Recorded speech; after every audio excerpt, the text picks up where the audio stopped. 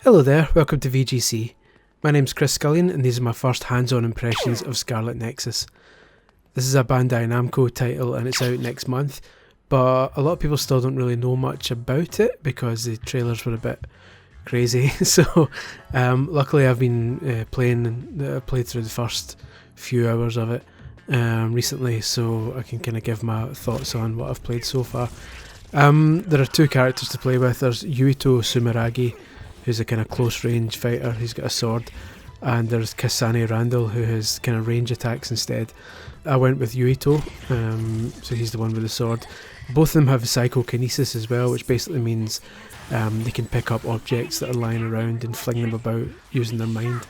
So yeah, the general combat is fairly straightforward once you get the hang of it. It doesn't take that long at all. There's a tutorial obviously to kind of teach you the ropes, but the general idea is that you've got your standard melee attacks, whether that's using your sword with Yuito or using the kind of range attacks with Kasane, but the X button on an Xbox controller or the Y button would be your kind of normal and special attacks there.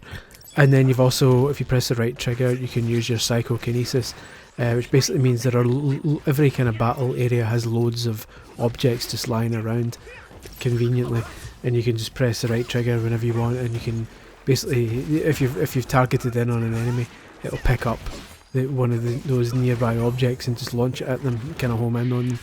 You've got a psychokinesis gauge which kind of empties every time you try and throw something, so you can't just launch objects all over the place, and that kind of slowly refills over time, but you can top up quicker by doing melee attacks. So the key is to kind of mix them up.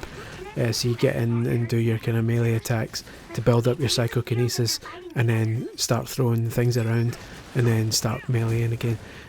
The game kind of builds on this by letting you perform these kind of combo attacks by holding down the psychokinesis button, and there's two ways of doing that. You can either hit them with an object, like throw an object at them and then run in and attack them with a melee right away, and that does extra damage if you kind of chain them together. Or the opposite, you can hit them with a melee as the object's coming towards them, and then when the object hits, it does like kind of bonus damage.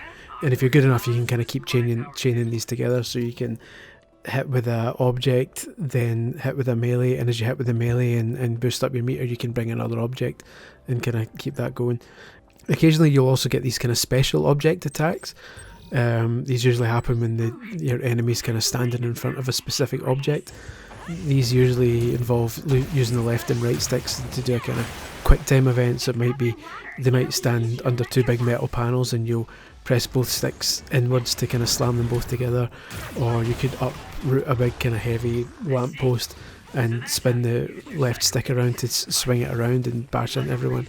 Or you can, later on, you can use your psychokinesis to move a train and enemies if they're standing on a train track. It's quite cool. It makes battles look quite interesting. Eventually you team up with other partners using this thing called SAS, which is a kind of brain-to-brain connection thing. Basically means you can use your partner's special moves as well by connecting to them mentally. One of the partners has got pyrokinesis, so you can attack enemies with fire, and another one has like electrokinesis, which lets you use electricity to stun them. Other ones let you slow down time, or go invisible, or make invisible enemies appear and stuff like that. And as the game progresses and you can gain new partners, you can pick which partners accompany you, so that if there's specific skills you like or that you think will be useful for an upcoming mission, you can bring them along. You can also go on these kind of bond episodes, they're called, with these partners, and basically as they're kind of like fairly simple missions. Some of them are even just kind of talking, just cutscenes, just to get to know these partners better. And as you kind of bond with them, your bond level rises and you gain extra powers. So you'll start with just one power that you can use of theirs, and as you level up with them, their powers, you get more of their powers to use, which kind of obviously expands the amount of things you can do with them during battles. So yeah, so far so good. There's a lot in this game, and I've kind of, like I say, I've only played like the first 3 hours. That's all that the preview allows me to do, and I've kind of barely scratched the surface at this point. There's a massive skill tree there, and I've only kind of unlocked one skill, which makes my attack 5% more powerful, which is hardly going to set the world alight. So there's obviously a lot more to do there, and there's a load of side quests you can get by kind of roaming the streets, and there's hundreds of people dotted around, and you can talk to them and get loads of side quests. So it's clear there's a lot to do in this game. I've just, like I say, I've barely scratched the surface, so it's hard at this stage to tell how that's going to kind of pan out. But so far so good. There's a slight danger it could get quite repetitive, because at this early stage the enemies repeat themselves quite a lot, but so far at this stage it's been quite satisfying fighting them, so I don't mind too much.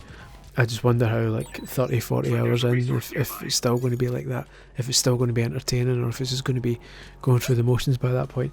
But that's assuming that the game's even that long. But yeah, so far so good. Like I say, it's out next month. It's out in June, so naturally we'll have the full review nearer the time, once we get our hands on the finished version of the game.